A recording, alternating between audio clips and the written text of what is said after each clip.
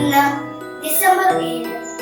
സകല ജനത്തിനും വേണ്ടി ഒരുക്കിയിരിക്കുന്ന രക്ഷ എന്റെ കണ്ണുകൾ കൊണ്ട് ഞാൻ കണ്ടു കഴിഞ്ഞു.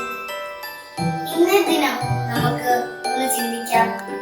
നമ്മുടെ കണ്ണുകൾ യേശുവിനെ കാണാനും യേശുവിനെ തേടാനുമുള്ളതാണ്.